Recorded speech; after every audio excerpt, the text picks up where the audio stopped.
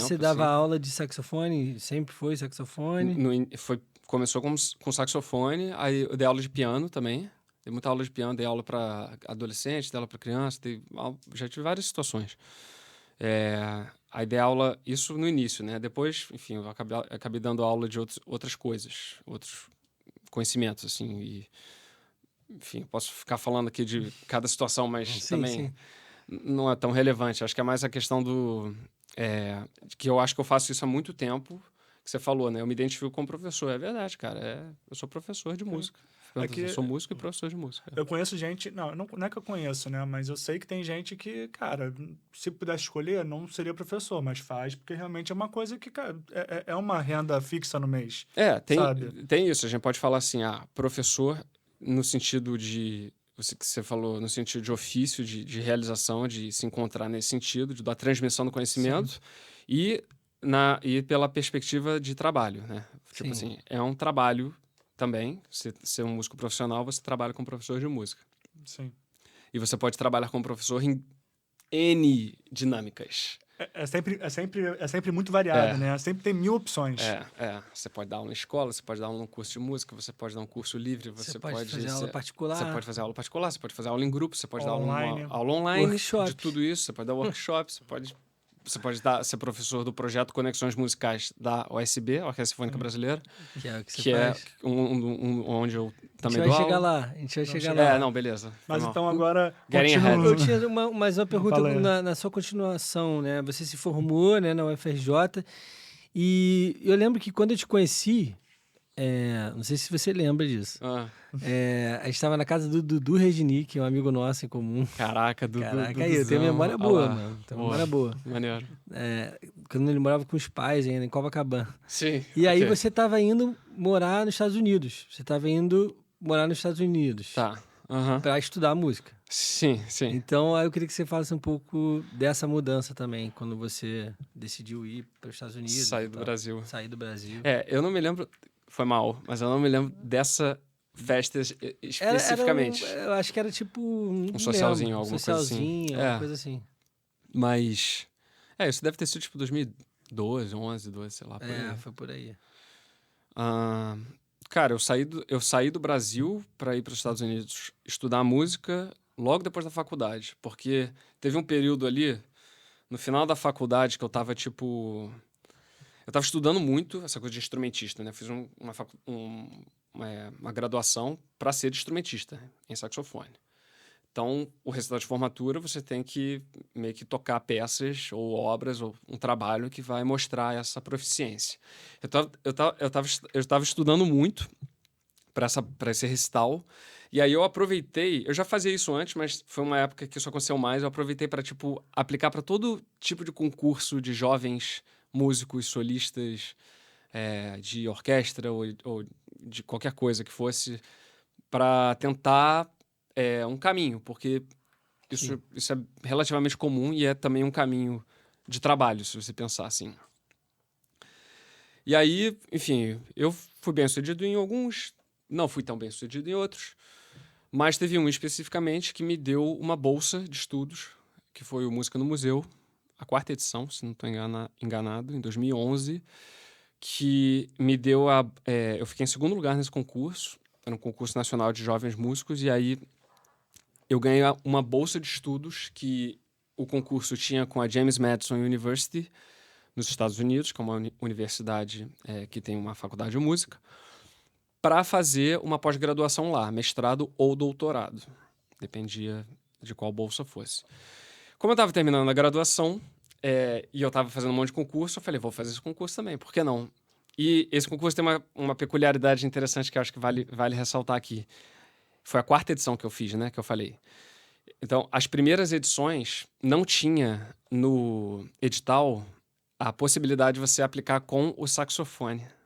Você não podia tocar saxofone na prova. Você podia tocar piano, você podia tocar... Sacanagem. Clarineta, violino, flauta, uma série de instrumentos. Todos os instrumentos de orquestra, basicamente. Mais o piano, mas você não podia tocar saxofone. Então tinha esse problema. Era um problema. E aí teve uma pressão de saxofonistas e colegas músicos também, professores e, enfim, pessoas da academia. E aí as edições seguintes incluíram o instrumento. Que é enfim, a gente pode falar também, eu posso acabar falando também do saxofone especificamente depois, a história do instrumento, como ele é visto hoje, enfim, é uma coisa que me fascina muito, assim, parte como saxofonista, né? Mas, independente disso, voltando para a coisa do concurso, aí eu fiz o concurso tocando sax, eu toquei, era tudo de cor, vale lembrar que era um concurso muito difícil, porque parte dos requisitos era tocar tudo de memória, não tinha partitura. Então, você estava tocando, tá alguém te acompanhando lá, você ensaiou, né, obviamente, com a pessoa, idealmente. E você não tá lendo nada, você tá tocando de memória e fazendo a prova ali. E eram 3 fases, era eliminatória, semifinal, final. Eliminatória era por vídeo, semifinal e final era no fim de semana no Rio. Na escola de música, inclusive, na Lapa, da UFRJ. Aí eu fiz essa prova, fui muito bem nas fases finais, fiquei em segundo lugar. E por alguma sorte do destino, o primeiro lugar não pegou a bolsa. Talvez porque ele não quis, talvez porque ele não tinha graduação, talvez porque ele não falasse inglês minimamente, porque ele tinha que fazer uma entrevista em inglês, então tinha alguns detalhes assim que você tinha que resolver. Não sei. Sei que a bolsa veio pra mim. Destino, e aí, pô. Podia ser destino.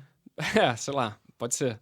Mas aí eu aceitei a bolsa. E aí, a partir disso, eu comecei a me organizar para ir no ano seguinte, que isso foi em dezembro de 2011. Aí eu fui no segundo semestre. Qual cidade? Cara, eu fui estudar em Harrisonburg, Virgínia. Virgínia, caralho, que loucura. Interior do estado de Virgínia. Onde ficava James Madison University, que é a universidade. Que tinha um curso muito bom. Foi um choque de realidade muito grande. A gente pode falar disso, assim, mais profundamente depois, sei lá. Mas eu fiquei 2 anos morando lá. E fazendo o curso de mestrado, que foi a bolsa que me deram. Então enfim, foi o começo dessa nova etapa, né? Eu saí do Brasil e morar fora, que depois eu acabei ficando alguns anos a mais, mas esse primeiro momento foi por causa dessa bolsa de estudos. E aí eu tive que terminar a faculdade no semestre seguinte. Eu tinha feito recital, mas eu ainda tinha créditos para resolver. E aí foi uma loucura, porque no semestre seguinte a UFRJ entrou de greve. E aí, no meio do semestre, e aí foi um perrengue, assim, para me formar. Mas os meus... Foi um caso... Nem sei se as pessoas vão lembrar disso, mas... Eu acho que eu lembro. Foi bizarro, rolou uma greve bizarra, que foi um tempão, né? Foi muito tenso, assim, demorou um tempão, e aí os professores, sabendo da minha situação, para não me prender, os que eu tinha que fazer esses créditos extras, eles me deram, no meio do semestre, um trabalho, eu fiz um trabalho para poder ser aprovado e não perder a bolsa. Então, maneiro, pô. Todo mundo foi muito compreensivo com a situação, né? Tem um aluno aqui que já é formado, né? Ele já fez o recital, já terminou o curso principal, mas ele ainda não tem créditos para terminar a graduação inteira. Então, vamos tentar resolver isso para que ele não perca a bolsa que ele já ganhou.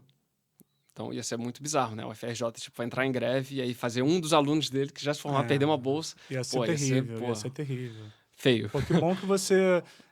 os professores também, eles não... A última coisa que eles querem é fazer mal pro aluno, né? Nessa situação. Ainda mais você, que já tinha feito tudo e ainda tinha ganhado um concurso difícil e tal. Exatamente. Foi uma oportunidade, cara. Cara, uma oportunidade. Muito legal. Eu sinto, tipo assim... nessa época, eu nem falava muito com você. Eu nem trabalhava com música, mas eu sinto que isso ajudou a te diferenciar, sabe? Porque foi o que você falou lá, e eu acho até que eu queria que você elaborasse um pouco mais sobre isso. Cara, é uma loucura lá, é um choque de realidade, né? Aqui parece que é brincadeira de criança, lá é sério, né? Difícil de... óbvio que eu tô sendo... Como assim? Não, Você tá falando, que as coisas lá, são muito organizadas e tudo é grande, tudo, tá ligado? Sei lá, não sei se a sua faculdade era assim, mas é essa percepção que eu tenho. Eu entendi o que você tá falando. Eu acho que ele tá falando o seguinte, na UFRJ... É uma faculdade super renomada do Brasil. Sim. Eu não tô falando mal da FRJ, não. Não, deixa eu concluir.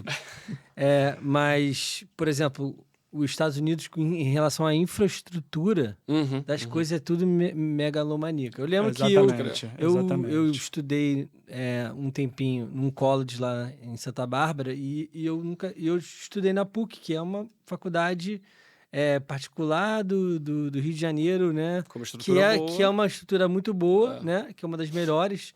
E aí eu fui para lá, para esse college, que é público também, é público college, né? Sim. Community college. Sim. E a estrutura, eu nunca tinha visto nada igual. Fiquei de queixo caído. Eu falei assim, que isso? Tipo assim, eu tô num lugar bizarro. Esse foi o choque maior que eu tive também, cara. É exatamente isso que eu quis dizer. Tipo, não, eu entendi. Lá parece tudo enorme, tem tudo, sim. sabe? Você consegue fazer as coisas. Sim. Tipo, você vai para um estúdio, o estúdio é enorme, você tem acesso a estúdios maravilhosos. Tipo, esse estúdio nosso já é legal, mas tu vai no estúdio, já é maravilhoso. Tu vai no estúdio lá, incrível, é realmente... Sim, uma sabe? coisa... É meio deslumbrante, assim, né? Meio de outro mundo, pouco, né? Exatamente. Mas isso tem a ver com a estrutura mesmo, né? Que você tá falando. O lance... Porque eu acho que o lance maior era o choque maior era essa questão da estrutura.